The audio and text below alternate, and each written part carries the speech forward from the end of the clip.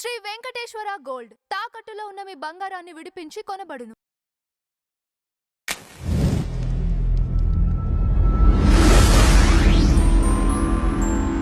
నమస్తే అండి, welcome to tree media. మనతో పాటు writer and director Kanagala Jayakumar గారు ఉన్నారు. సార్ నమస్కారం. నమస్తే అమ్మ. Sir, Ustaad Bhagat Singh pre release ఈవెంట్లో పవన్ కళ్యాణ్ గారు ఇచ్చినటువంటి స్పీచ్ ఇప్పుడు ఎక్కడ చూసినా సోషల్ మీడియాలో అదే బాగా వైరల్ అవుతుంది. ఈ స్పీచ్ మీరు విన్నారా? మీ అభిప్రాయం ఏంటి? నేను వెళ్ళాను, ఓకే, ఈవెంట్కి వెళ్ళాను. చాలా చక్కగా మాట్లాడారు పవన్ కళ్యాణ్ గారు. సో జనాలు అయితే అసలు ఆ ఏరియాలో అంతా ట్రాఫిక్ జామ్ అయిపోయింది. సో విషయం ఏంటంటే పవన్ కళ్యాణ్ చాలా చక్కగా ఒక మాట మాట్లాడాడు. ఏమంటే, నేను అటు పాలిటిక్స్లో ఉండాలి, ఇటుపక్క పాలిటిక్స్లో ఉండటానికి నాకు డబ్బులు కూడా కావాలి. డబ్బులు కావాలంటే నేనేమో సినిమాలు చేయాలి, నాకు వేరే విధంగా ఇన్కమ్ లేదు.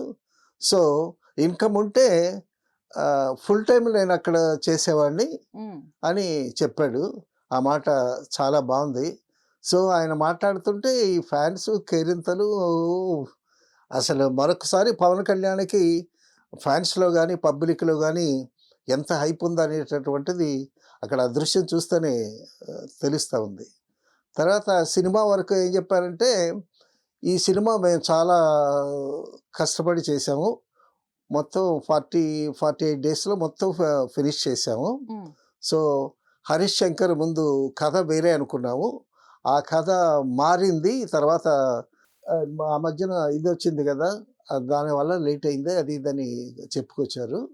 సో ఈ విషయంలో తర్వాత ఒక మాట ఏం చెప్పాడంటే, హరీష్ శంకర్ చిరంజీవి గారిని ఫంక్షన్కి పిలుస్తానన్నాడు. చిరంజీవి గారిని ఫంక్షన్కి పిలిస్తే నేను రావటం కుదరదు, హీరో రావాలంటే నన్ను పిలువు, మీ తమ్ముడు కావాలి అని అంటే చిరంజీవి గారిని పిలువు అన్నాడు. అంటే హరీష్ శంకర్కి తమ్ముడు అవుతాడు చిరంజీవి అని చెప్పడం. తను చెప్పడంలో అన్నయ్య ఏజ్ కూడా కొంచెం తగ్గించినట్టు చెప్పాడు. ఎందుకంటే రీసెంట్గా వచ్చినటువంటి మనశంకర వరప్రసాద్ కూడా చాలా బాగున్నాడు ఆయన, చిరంజీవి గారు.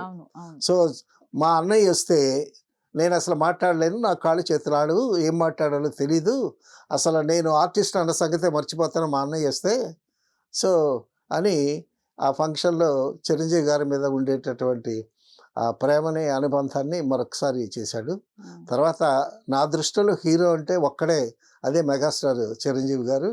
అది అనేసరికి ఇక చిరంజీవి ఫ్యాన్స్ కూడా ఉంటారు కదా, కమోషన్ చేశారు. తర్వాత ఈ హరీష్ శంకర్ ఏదో డైలాగ్ రాశాడు, ఆ డైలాగ్ చెప్పమన్నాను నేను. ఆ డైలాగు నేను చెప్పను అన్నాను. గోత్రం గురించి నక్షత్రం గురించి డైలాగ్ అంట. ఆ డైలాగ్ ఏంటి?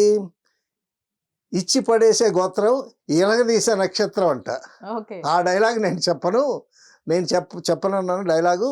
నేను డైలాగ్ చెప్పాల్సి వస్తే మిమ్మల్ని ప్రేమించే గోత్రం, మీకు సేవ చేసే నక్షత్రం నాది అని చాలా చక్కగా చెప్పాడు. సో అది చాలామందికి చాలా బాగుంది అది. తర్వాత సినిమాలో యాక్ట్ చేసినా కూడా అతను పాలిటిక్స్లో ఉన్నాడు కాబట్టి, ప్రజాసేవలో ఉన్నాడు కాబట్టి, సో తను చెప్పే డైలాగుల విషయంలో కూడా, క్యారెక్టర్ విషయంలో కూడా, తర్వాత స్టోరీ విషయంలో కూడా చాలా చక్కగా చెప్పుకుంటూ వచ్చాడు.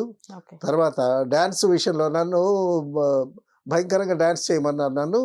అందులో పక్కన శ్రీలీల డ్యాన్స్ చేస్తుంది, శ్రీలీల ఎరగదీస్తుంది కాబట్టి నేను శ్రీలీలతో పోటీ పడలేను, అమ్మాయి she's a very good dancer. తర్వాత డైరెక్టర్తోనూ కొరియోగ్రాఫర్తో చెప్పాను, నేను ఆ అమ్మాయి కనిపించకూడదు, నేనే కనిపించాలి కాబట్టి నన్నే ఎలివేట్ చేయండి అని చెప్పి నా జాగ్రత్తలు నేను తీసుకుని, సో నాకు తగ్గట్టు డ్యాన్స్ చేశాను నేను. తర్వాత ఈ సినిమా ప్రివ్యూస్ చూసుకున్న తర్వాత అంటే ముందు చిరంజీవి గారు చూసి ఆయన అభినందనలు కూడా తెలియజేశారు. అలాగే రామ్ చరణ్ కూడా సినిమా చూసి వాళ్ళ అభినందనలు తెలియజేశారు. సినిమా చాలా కష్టపడి చేశాం, నేను చేయాల్సినటువంటి పద్ధతిలో చేశాడు హరీష్ శంకర్. తర్వాత మొత్తానికి ఇది ప్లాన్ చేయటంలో ఇది ఎంత లేట్ అయినా సరే మొదట ఒక కథ అనుకున్న, తర్వాత కథ మార్చటం జరిగింది. సో, అందువల్ల ఇది సినిమా బానే ఉంది. మేమందరం చూసాము. అందరం కష్టపడి చేశాము. కాబట్టి డెఫినిట్‌గా ఈ సినిమా బావుంటుంది అని మాట్లాడిన మాటలనే క్లుప్తంగా చక్కగా మాట్లాడాడు. ఓకే. తర్వాత హరీష్ శంకర్ ఏమో ముందు ఒక కథ అనుకున్నాం మేము. సో, ఆహ్, తర్వాత కరోనా వచ్చినటువంటి దాంట్లో లేట్ అయింది. ఈ సినిమాకి లేట్ అవ్వటానికి కారణం చెప్పాడాయన. హ్మ్. ముందు ఒక కథ అనుకున్నాము. తర్వాత కరోనా వచ్చింది. తర్వాత ఈ పాలిటిక్స్‌లో ఆయన బిజీగా ఉండటం ఇదంతా జరిగింది. దానివల్ల మళ్ళా కథ మార్చాల్సొచ్చింది. సో, అందువల్ల లేట్ అయింది. ఎనీహౌ ఆయన పవన్ కళ్యాణ్ గారు నిజంగా నేను చాలా ఇబ్బందుల్లో ఉండేటప్పుడు నన్ను ఆదుకున్నాడు. ఓకే. నాకు దేవుడు అది ఇదని చెప్పాడాయన. హ్మ్. సరే హీరోల గురించి జనరల్‌గా చెప్తారు గదా! అండ్ ఎందుకంటే పవన్ కళ్యాణ్ గారు కూడా హరీష్ శంకర్ గారి గురించి చెప్పారు. బా చెప్పారు. ఆహ్, ఆహ్, హ్మ్. అంటే అతనికి సంబంధించి చాలా గొప్పగా పొగిడారు అని విన్నాను. అవునవునవును. హ్మ్. హరీష్ శంకర్ చాలా కష్టపడ్డాడు. కథ మార్చాడు. మళ్ళా చాలా టైం తీసుకొని బాగా ఆలోచించి చేశాడు. ఇది డెఫినిట్‌గా ఆహ్, వాళ్ళ వాళ్ళ టీమ్ ఉద్దేశ్యం ఏంటంటే మైత్రి మూవీ మేకర్స్ గాని, తర్వాత మ్యూజిక్ డైరెక్టర్ వాళ్ళందరూ ఇదేంటంటే 'గబ్బర్ సింగ్' లాగా ఆడుతుంది. అది హ్మ్. ఇది అనేటటువంటి సంకేతం ఇచ్చారు. సో, అందరూ ఫ్యాన్స్ అందరూ చాలా కోలాహలం అసలు. అంటే మనకి సోషల్ మీడియాలో ఆయన స్పీచ్ వినిపిస్తుంది గానీ, బట్ అక్కడ ఉండేటప్పుడు నేను అటెండ్ అయ్యాను గదా! ఈవెంట్‌కి. ఓకే. అక్కడ అక్కడ ఆ! ఆయన ఫాలోయింగు, ఫ్యాన్సు ఆ! అదంతా మరొకసారి ఆయనకి మంచి స్ట్రెంగ్త్ ఉన్నది. ఇటు సినిమా పరంగా గానీ, అటు రాజకీయాల్లో గానీ. తర్వాత 'కాంతార' విషయం గురించి కూడా చెప్పాడు. సో, మన తెలుగు సినిమా పోస్టర్సు అక్కడ కర్ణాటకలో కనిపించకూడదనేటటువంటి పరిస్థితి వచ్చినా కూడా, నేను 'కాంతార' సినిమాకి నేను చేయాల్సినటువంటి హెల్ప్ అంతా చేశాను అంటూ చెప్పాడు. సో, టోటల్‌గా హరీష్ శంకర్ గూడా చాలా చక్కగా మాట్లాడాడు. పవన్ కళ్యాణ్‌ని పొగిడాడు. హ్మ్. తర్వాత అందులో శ్రీలీల మెయిన్ హీరోయిను. తర్వాత మరొక హీరోయిన్ గూడా ఉంది. నాసికన్న. ఆ! సో, ఫంక్షన్ బాగా జరిగింది. తర్వాత ఫాన్స్ చాలా బాగా ఎక్స్‌పెక్ట్ చేస్తున్నారిది.